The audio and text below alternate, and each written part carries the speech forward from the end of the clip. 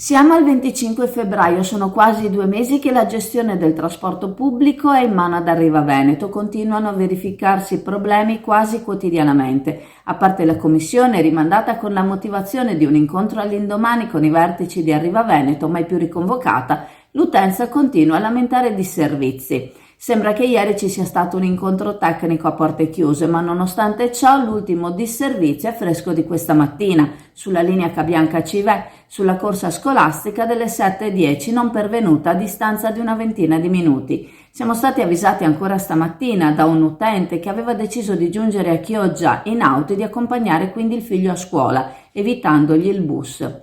Aveva notato dal numero di persone in attesa alla fermata che il bus non era ancora passato quando invece doveva esserlo. Mentre la voce si è diffusa anche sulla chat aggiungendo malanimo a malanimo. Nei giorni scorsi invece la navetta diretta sempre a Cabianca giunta a Campo Marconi si è fermata.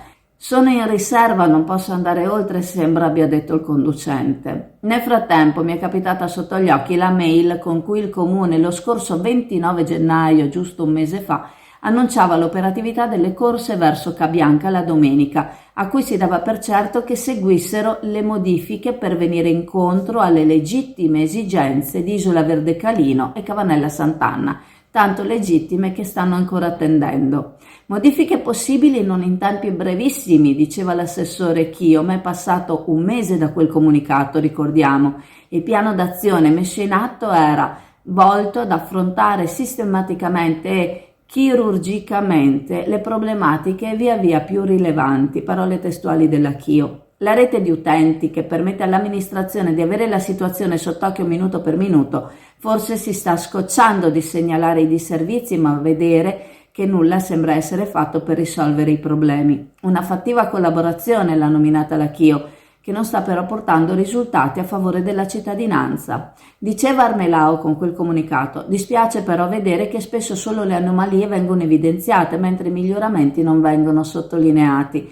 Non si stupisca, i disagi lasciano un segno molto più tangibile a chi li subisce.